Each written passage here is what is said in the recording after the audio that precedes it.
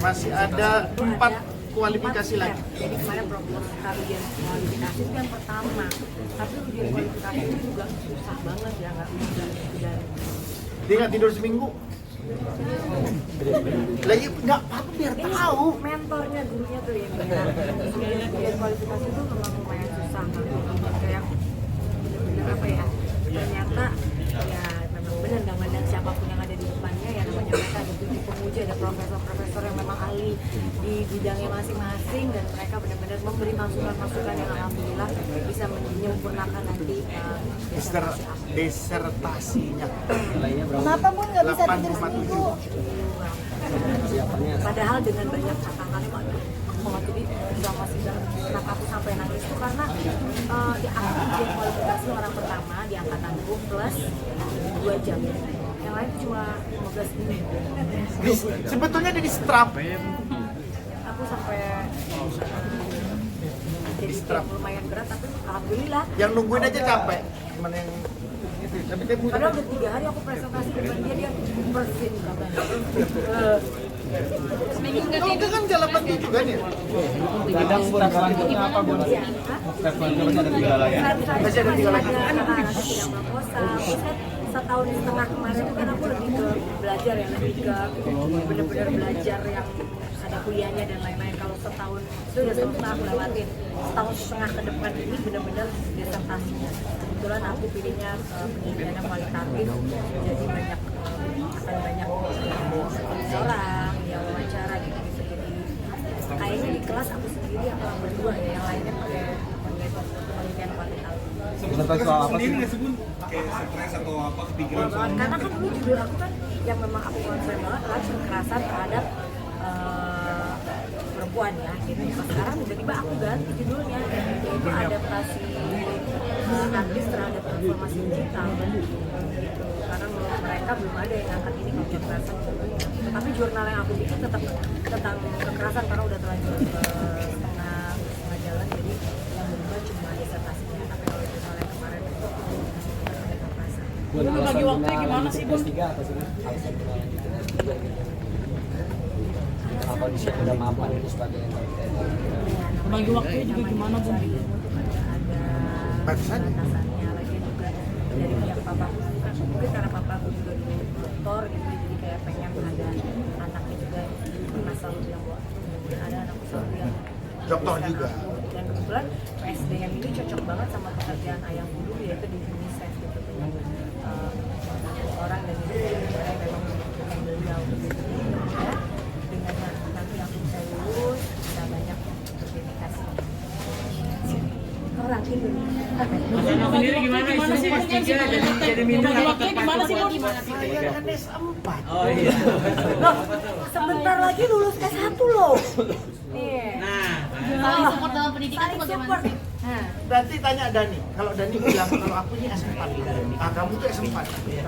Ngebagi waktunya gimana sih Bun, kan sibuk juga nih di dunia entertain terus. Bisnis juga. Jadi waktu bikin bunda di entertain sama pendidikannya seperti memang membagi waktunya yang luar biasa menurut aku, tantangannya tinggi karena kan aku juga ibu rumah tangga, aku juga ngurus anak dan suami, aku juga bekerja bisnis ya, dan tidak mudah sebenarnya mengatur waktu di tengah kesibukan yang luar biasa ini. Tapi support dari suami, support dari anak, support dari orang sekitar itu luar biasa banget. Jadi kayak di saat hari-hari aku nangis, di saat hari-hari aku kayak aku lelah nggak mungkin lanjutin, dan teman-teman sekelasku Masya Allah banget. Kamu bilang terima kasih tuh.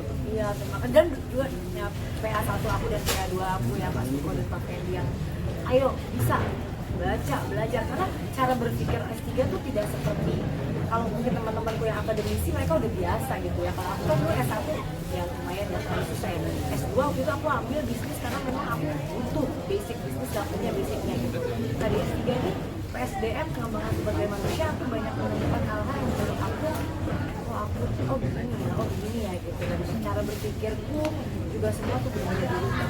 Nah, mudah-mudahan aku kalau bisa, karena Universitas Erlangga kan salah satu universitas yang terbaik gitu ya. Jadi tidak menyesal kalau aku masuk situ gitu, karena aku dituntut untuk ya lo harus belajar, nggak bisa masuk sini tapi mau setengah-setengah cuma dapat gelar S3 doang tapi nggak Bisa ngerti pakai apa-apa gitu. nggak bisa pakai embel-embel artis gitu. Nggak bisa, ternyata Harus memang belajar. harus belajar gitu. Dan aku senang malah aku juga di sini untuk apapun siapapun kamu. Selebrita. Iya, kamu harus bisa selebrita.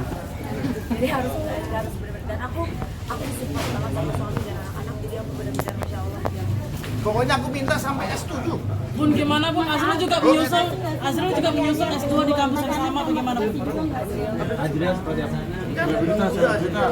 Selebrita. Nyetir mobil. Dari Jakarta ke Surabaya. Udah nyetir mobil dari Jakarta ke Surabaya ya.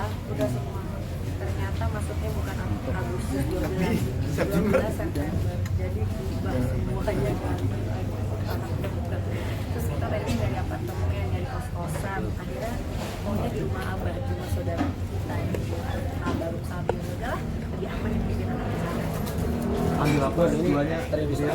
Politik. Politik. Jadi S1-nya bisnis, S2-nya politik. Bun, terinspirasi Tapi oleh ngelepasin Bunda Adrian. masih Bun Adrian. Yang terinspirasi kalau yang bagus kan nggak apa-apa ya. Anaknya bundanya. Tapi ngelepasin Azril menurut aku gimana sih Bun? Banyak yang kangen juga kan Laki-laki pasti. itu bukan dilepas, langsung pergi. Gimana aku dulu pergi? Dulu kan pengennya di sekolah di luar. Kita udah bilang pokoknya kita berdua orang tua akan hidup di Jakarta kalau bisa mandiri.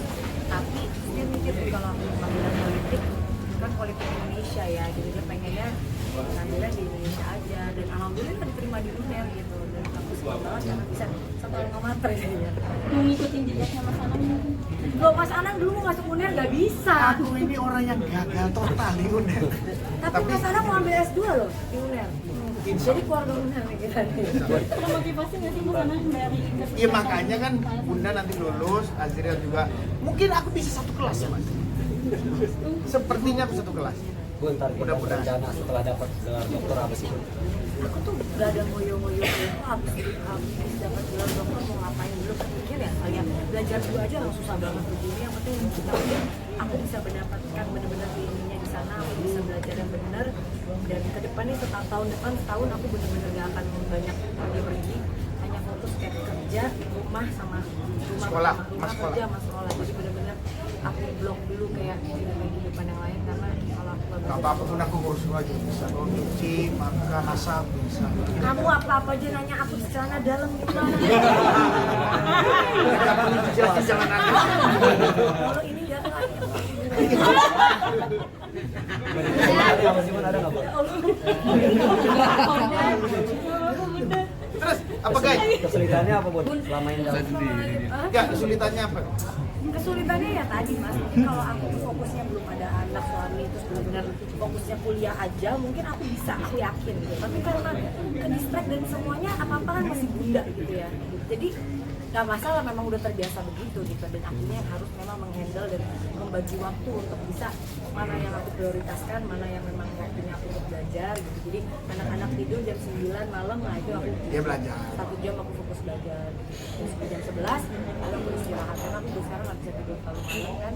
Bangunnya juga udah alhamdulillah udah nggak insomnia, bangunnya subuh udah sampai pagi udah sampai malam lagi gitu. Jadi seneng lah lanjutnya lebih teratur.